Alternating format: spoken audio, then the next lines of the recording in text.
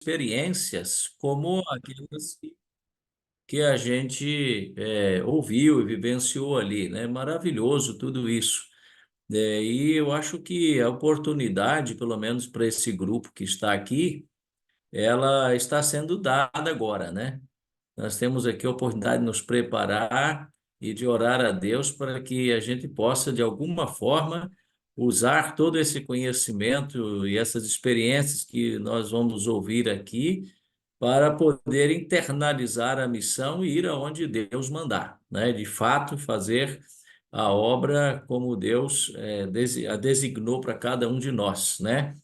Eu quero, inclusive, iniciar fazendo a leitura aqui do texto de Mateus 28, né? O nosso capítulo de hoje, o nosso livro Passaporte para a Missão, né? Ele vem aí com um material riquíssimo. Nós não vamos poder passar tudo, mas eu creio que você deve já ter feito a sua leitura, separado também os seus textos preferidos, aquilo que chamou-lhe mais atenção. Mas eu gostaria de ler aqui Mateus 28, 19 e 20, que diz aí: Ide, portanto, fazei discípulos de todas as nações, batizando em nome do Pai, do Filho e do Espírito Santo, ensinando-os a guardar todas as coisas que os tenho ordenado, e a promessa é que ele estaria conosco todos os dias. Então, aqui algumas perguntas, né? Quem mandou, a quem nós deveríamos ir, né? E esse texto já responde, né? Deus que nos mandou ir, e aqui especificamente dando uma ordem, né? Ide, né? E fazei discípulos, batizar as pessoas, devíamos batizar as pessoas, deveríamos também ensinar as pessoas a guardar tudo que ele ensinou a guardar, que ele ordenou, e assim a sua presença seria conosco todos os dias, né? Além de tudo isso, além de fazermos algo assim maravilhoso, a presença de Deus, ela é uma promessa constante na nossa vida. Eu creio que isso já é algo assim, um presente maravilhoso de Deus, é ele garantir a sua presença, né, para conosco e com todos aqueles que desejam buscar verdadeiramente espírito em verdade. Aquela questão do missionário é como nós sempre dizemos, o maior beneficiado somos nós, né? Nós é que nos mantemos alimentados, a chama acesa, e quando a gente não participa disso, irmãos, me parece que é como a gente vê algumas pessoas na igreja, é um tição que se tira do fogo e o fogo apaga. E a gente precisa estar sempre envolvido na missão, porque essa é a única forma que nós temos de nos mantermos bem acesos e com a chama bem alta, esse fogo flamejante que fica dentro de nós, é o poder do Espírito Santo, é que arde e que faz você sair de onde você está, da sua comodidade, do seu lugar, da sua casa, e vai para lugares distantes, ou que não seja distante, mas que vá fazer a obra, para ver pessoas felizes sendo transformadas pelo poder de Deus, que nós não temos nenhum poder para isso, mas nós podemos ser usados pelo poder de Deus e somos assim usados para a honra e glória do nome dele, né? Eu quero compartilhar com vocês um pouco da experiência que eu tive. Hoje eu vou compartilhar com vocês de uma missão que nós fizemos para a África, uma missão, foi de poucos dias, mas foi muito relevante. Na ocasião, nós fomos participar do Impacto África. Os jovens do mundo todo ali participaram na África do Sul de um encontro onde nós fizemos um impacto na cidade de Joanesburgo, na África do Sul.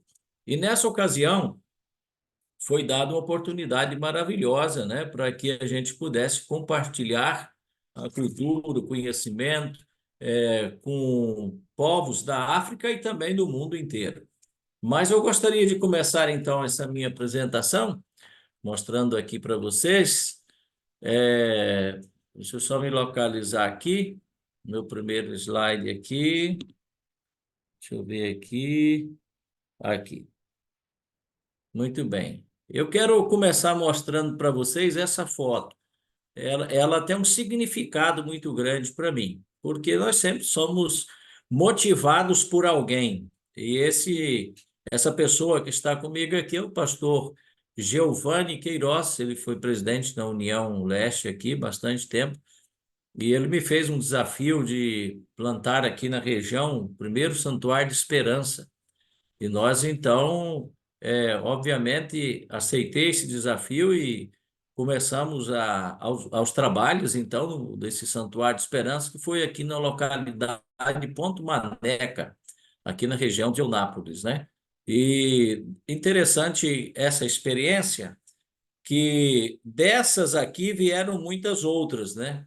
Eu vou até compartilhar mais uma foto aqui. Isso aqui é no dia, nesse mesmo dia, nós estávamos fazendo o lançamento da pedra fundamental, né? O pastor Fernando era o presidente da associação da ABS, o pastor Denilson era o pastor nosso aqui distrital. E interessante, nesse dia, então foi dado a largada para a obra dessa igreja e ela já tinha uma data para ser inaugurada. Obviamente, nós corremos muito e nós conseguimos inaugurar essa igreja no prazo determinado. E aí, o pastor Giovanni, sempre muito brincalhão, né? Ele dizia assim: Olha, se vocês conseguirem terminar essa igreja, eu vou trazer aqui a equipe da Novo Tempo. E naquela época não era tão comum ter esses repórteres que acompanham, né? E aí a gente se empolgou e trabalha para cá, para lá, né, Sônia? A Sônia acompanhou um pouco disso aí. E aí, obviamente, ele cumpriu a promessa. Olha aí, o Galegão sendo entrevistado pelo Iron Santana, e foi realmente uma maravilha. Daí, eu recebi também um grande incentivo do pastor Giovanni para ser um pastor. Falou assim: olha, pai, por que você não vai fazer teologia? Eu falei: olha, eu já fiz alguns vestibulares, mas eu não passei. E aí já tinha me formado em outra área, né? E contudo ele falou: olha, então vamos fazer mais um teste. E aí eu fui fazer mais uma vez o vestibular e passei. E hoje eu sou pastor, graças a Deus, ao incentivo do pastor Giovanni, que eu já tinha sincero assistido. É uma outra história, né, que não dá para contar agora, mas então eu fui incentivado e motivado para continuar sendo um missionário, ir um pouco mais além daquilo que a gente já tinha costume de fazer aqui na região, né? Então, após isso, eu recebi também um convite, na época agora do pastor Ibrahim, para ir até a África do Sul, nesse encontro que ia ter lá. E nessa ocasião, então, foram aí alguns amigos, né, que eu conheci nessa ocasião, pastor Melros, ali também o pastor Léo, e teve outros também, como aqui o Yuri Gramacho, que depois também fez e continua fazendo um trabalho missionário também, a Leimar, e, e nós então embarcamos nessa aventura. E chegamos lá, nós fomos até a cidade de Cape Town, que já fica no sul, da África do Sul, né, ali no Cabo de Boa Esperança.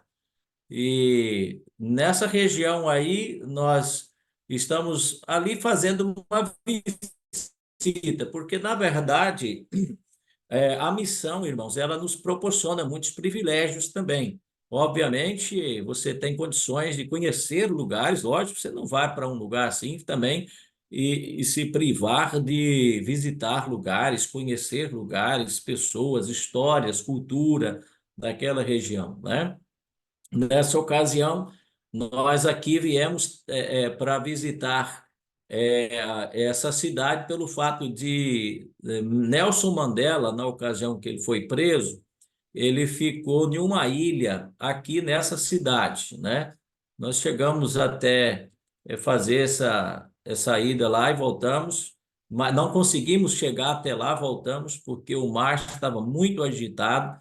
Eu cheguei até a machucar o pé na embarcação, mas essa cidade ela tem uma história interessante, né, com relação a isso.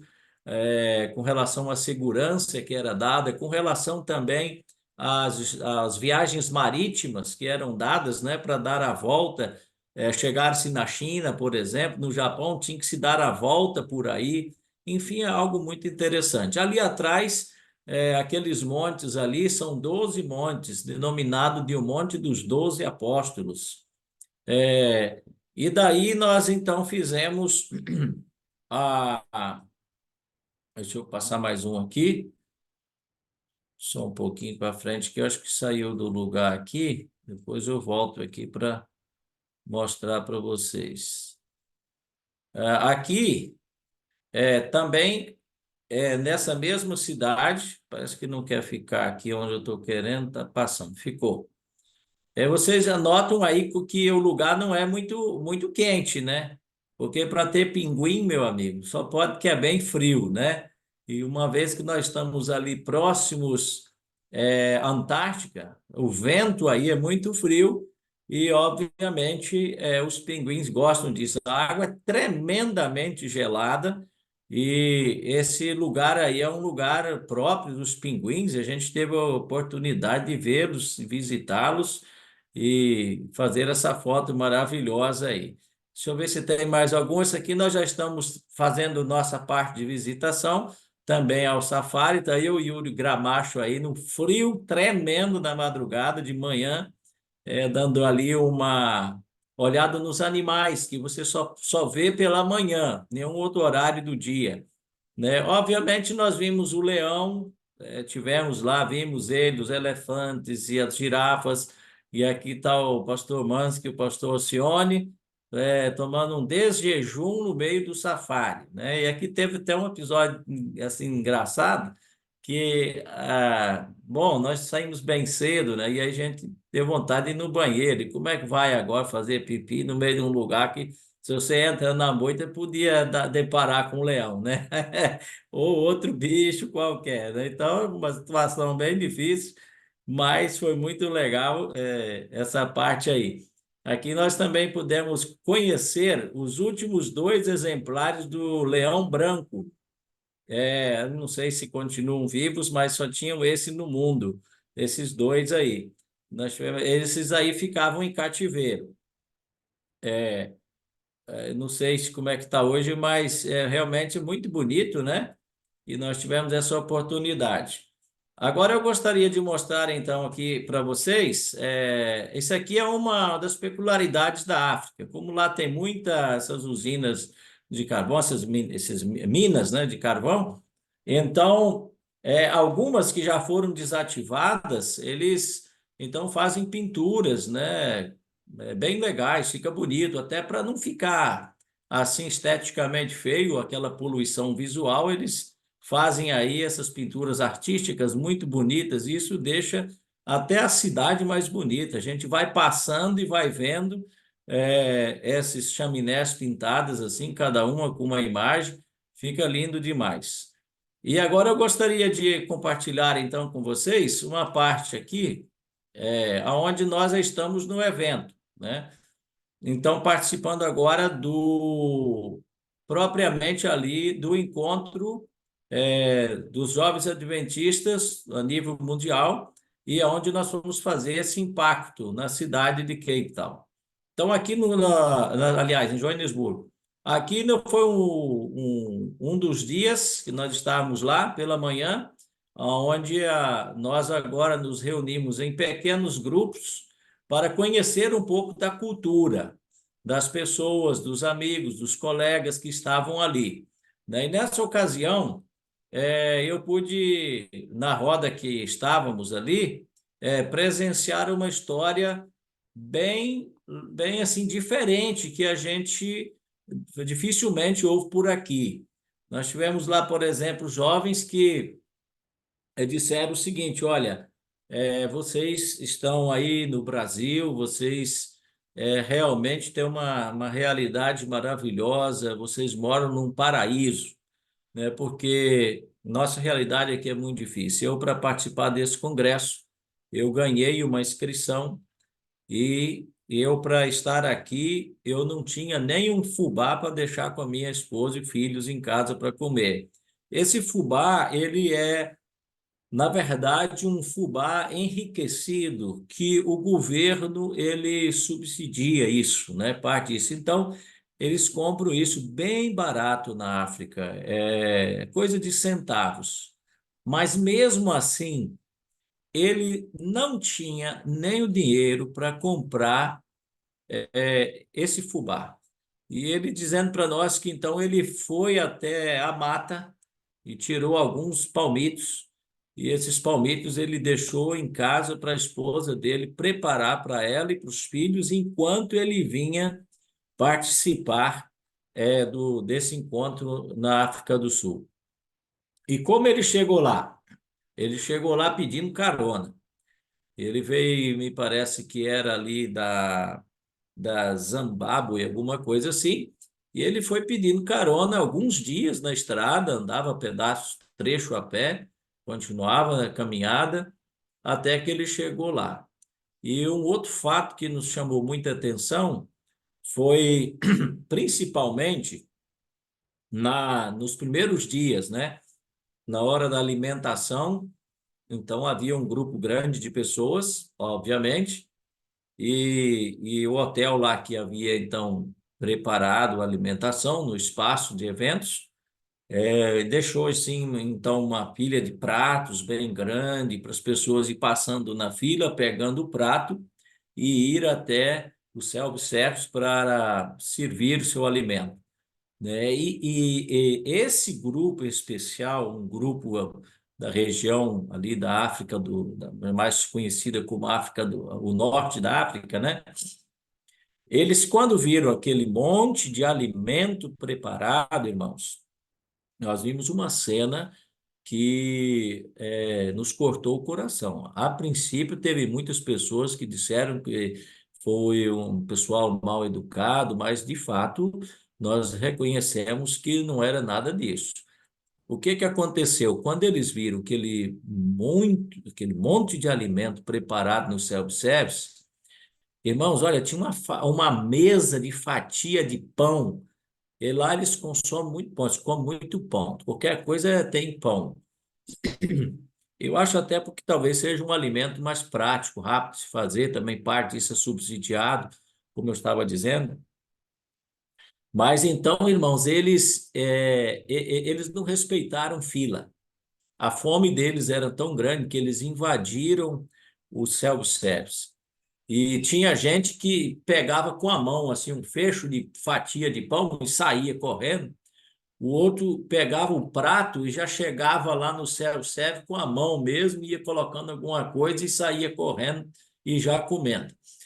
E teve alguns lá que derrubaram aqueles pratos todo, irmão, mas quebrou aquela mesaiada de prato e virou uma bagunça aquele negócio. E aí, nosso grupo, da nossa união, da divisão, aliás, tinha nossos pastores, alguns administradores da divisão conosco, eles nos retiraram de lá, alugaram um ônibus para que a gente fosse almoçar fora, jantar fora, para dar é, mais alimento, para deixar mais alimento para eles lá. Então, os primeiros dias desses 4 de encontro, propriamente, foi bem intenso com relação a isso, e isso nos fez refletir bastante o quanto tem irmãos nossos, porque todos ali eram nossos irmãos, estão perecendo literalmente de fome, de sofrimento, mas mesmo assim estão firmes na fé. Isso vem de longe, faz todo o esforço para participar, para se envolver na missão. E nessas fotos aqui, eles estão aqui pelo meio aí. Eles estão aí. Aqui nós temos alguns irmãos do Peru, e depois nós temos aqui da Luanda, do Guiné-Bissau, nós temos aqui Moçambique, enfim, Zimbábue, toda essa região aí.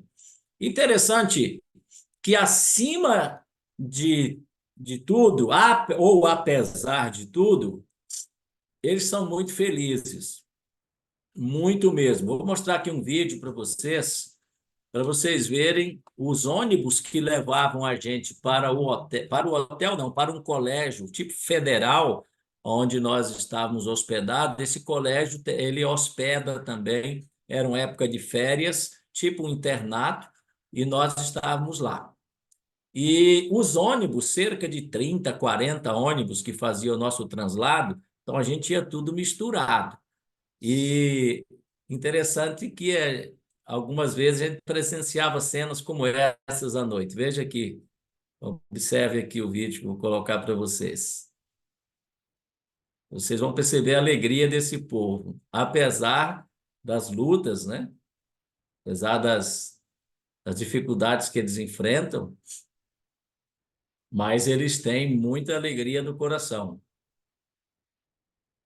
E eu acredito que essa alegria faz com que ele supere essas dificuldades, né, enfrentadas no dia a dia. É aumentada no coração.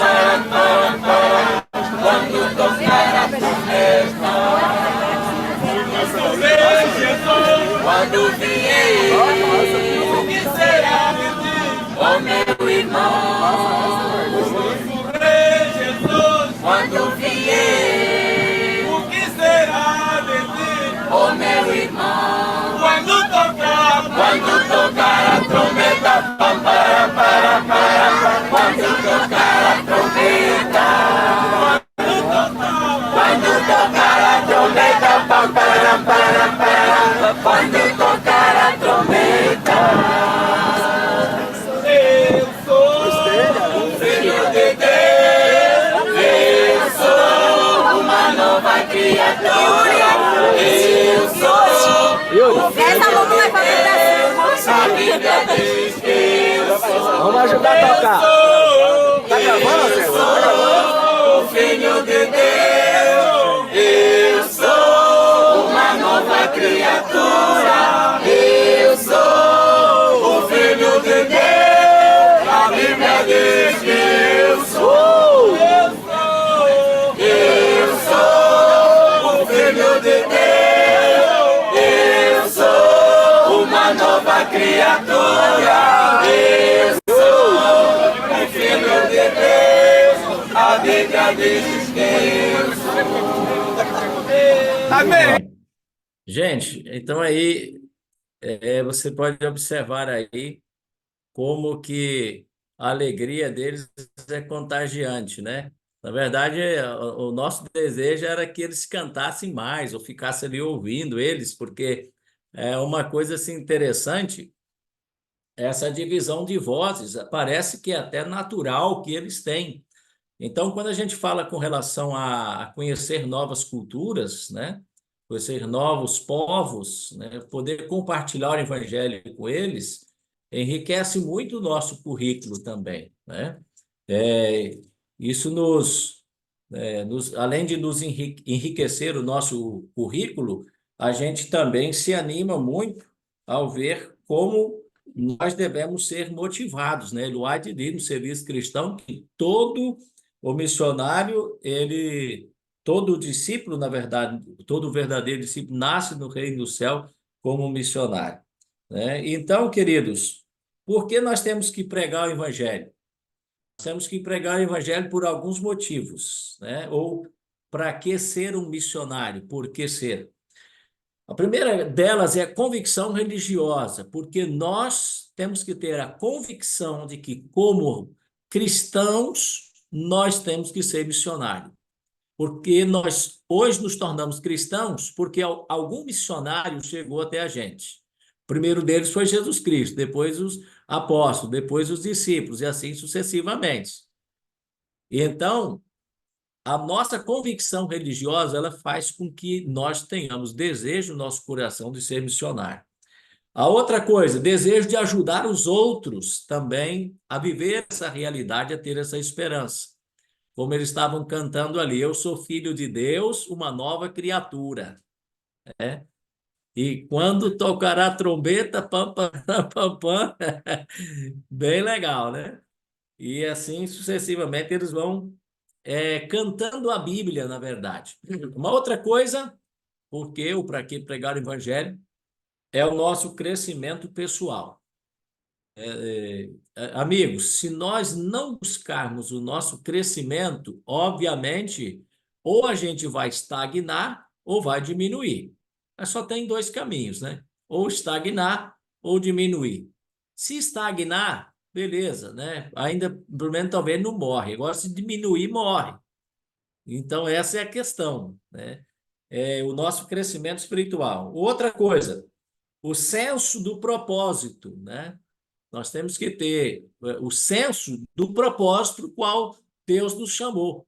E Deus chamou todos nós para sermos cristãos e sermos também missionários. Outra coisa é essa experiência cultural, né? Eu já falei com o pastor João e a Sônia.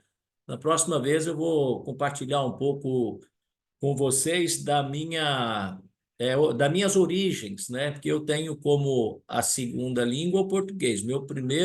A minha língua materna é o alemão, né? Então, essa região do Espírito Santo, de onde eu vim, é muito difícil você pregar para uma cultura chamada luterana. O luteranismo predomina, eles brigam com o pastor, eles brigam um com os outros, caem na porrada, mas eles não deixam o luteranismo, entende, irmãos? Essa convicção forte que eles têm. Mas isso vai ser em um outro encontro, em uma outra aula.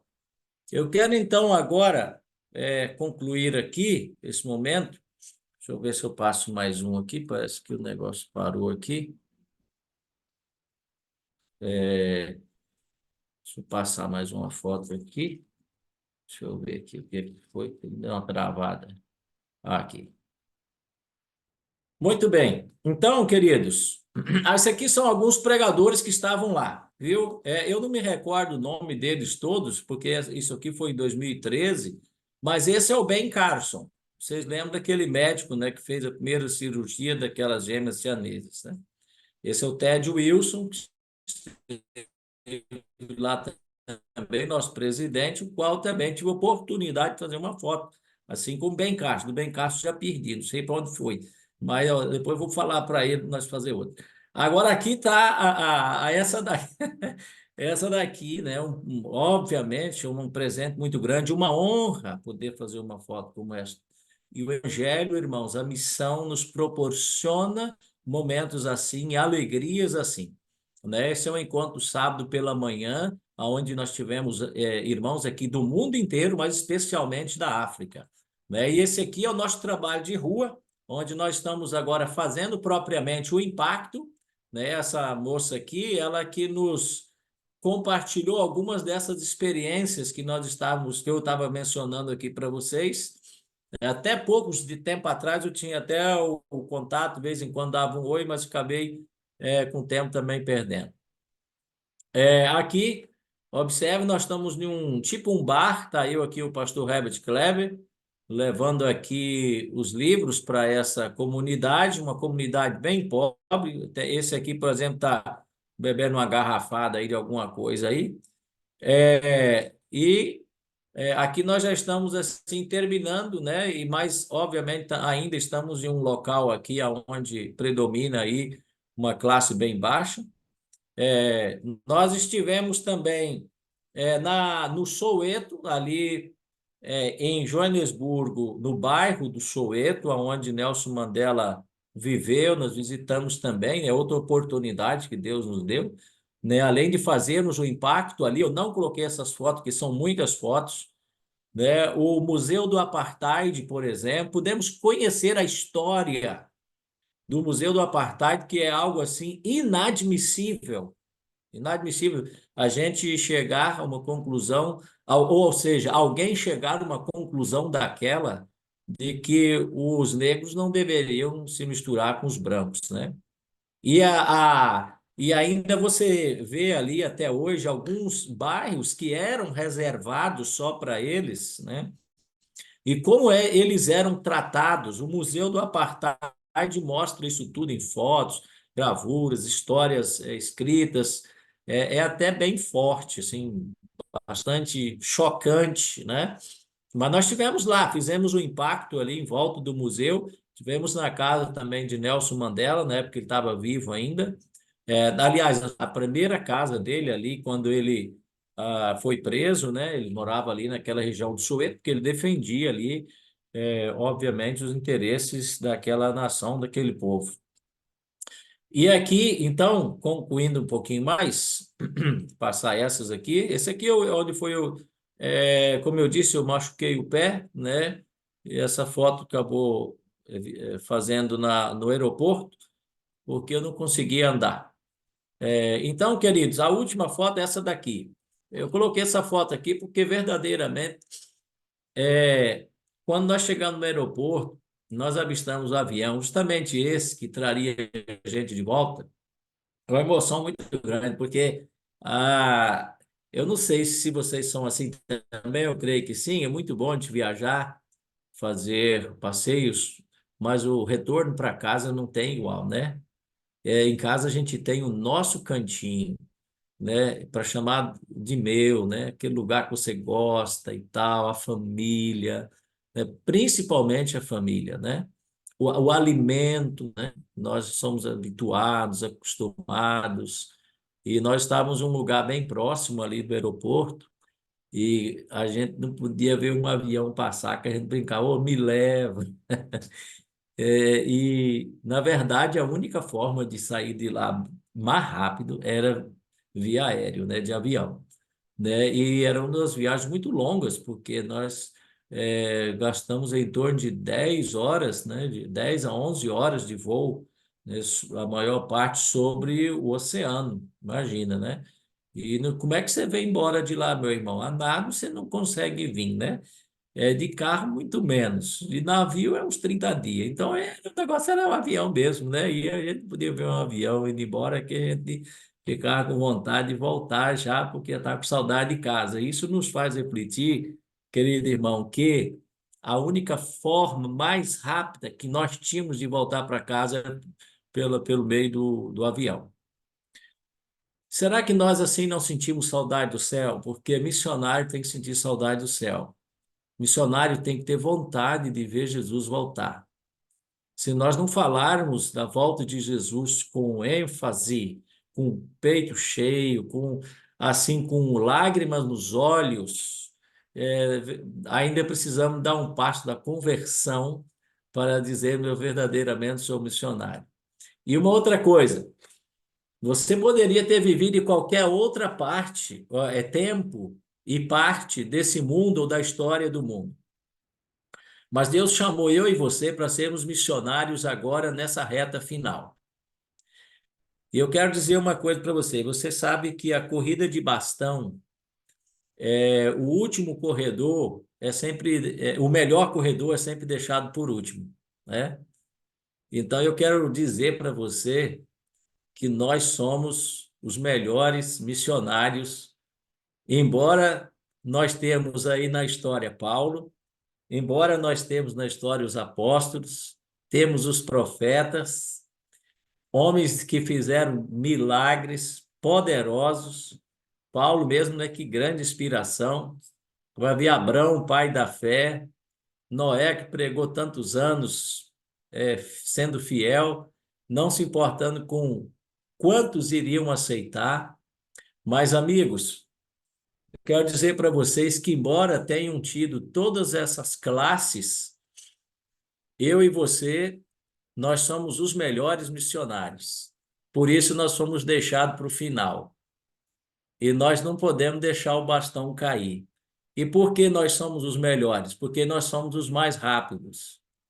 Porque no passado, embora tinha esses grandes missionários de renome, hoje também tem. Agora, quero dizer para vocês o seguinte: eles naquela época não tinham um carro para andar, eles andavam no lombo de burro e andavam a barco movido a vento ou a remo, né? Então, por que que nós somos os melhores e somos os mais rápidos? Porque hoje nós temos internet, nós temos avião para levar nós para um canto para outro, nós temos veículos, nós temos e-mails, nós temos o WhatsApp, nós temos a mídia de todo tipo, nós temos o Novo Tempo, nós temos as rádios, enfim. Eu quero dizer para vocês, sejam bem-vindos aos últimos missionários que irão concluir a pregação do evangelho nesse mundo para que Jesus possa voltar logo.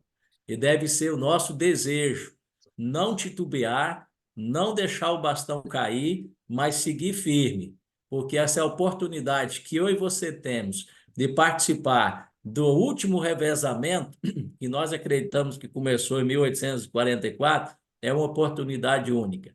E quando nós chegarmos no céu, muitos vão perguntar a nós como foi ser missionário nessa era de tanta tecnologia, onde você sai daqui, toma o café da manhã, você almoça em São Paulo, janta no Rio Grande do Sul e você ainda pode vir dormir em casa se você quiser.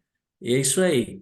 Então, queridos, que Deus abençoe vocês, não desanimem, aproveitem essas oportunidades e para ser os missionários dos últimos tempos, os melhores, os mais rápidos, os mais inteligentes e que vão abreviar aí o retorno de Jesus, e brevemente nós vamos estar lá no céu com todos esses missionários, desde a época lá de Adão e Eva até os últimos dias, todos reunidos em nome de Jesus. Que Deus abençoe vocês. Eu quero concluir, então, fazendo uma oração em uma língua que você não vai entender agora, mas lá no céu nós vamos entender de alguma forma. Deus vai fazer com que você tenha essa condição, em nome de Jesus. Vamos orar. Pai querido, nos enverri, halig fota, odalvi nos erra, du bist alles in ons life. We kunnen eerst maken, wist du ons in ons herz ne aanbidden is. En we hier met ons zwak knij. We willen dat we zeggen, du schaust ons niet maken. Schaust ons fabreken, du schaust ons life den zo hen maken zoals du bist. We willen de Bijbel predigen, 1000 of 1000 man, of de wil. We zullen den zijn herz opmaken en zeggen dat du alles bist voor ons in life. Da ons den zo met helpen, je ons kracht, en da ons zo maken zoals du bist. We willen den zin en schijn voor alles van stel voor dich wilt. En dat du de hemel oprichten deest, hoe deest vandaar komen, hoe den deest ons nemen in dien emen, hoe deest ons in de hemel nemen. Hoe met de engels, wat met die komen daar. Daar ons dit op ons kop struipen, een zeer wat Frans bolt, wat zeer schmoek is. Hoe we dat niet eens vergeten, alles wat tu op ons mocht has op de kruis. Hoe dat daar we nu vorderen. Nee, wat is ons in aanhalig. Aber in Jesus Christus zijn heilig namen. Amen. Deus abençoe.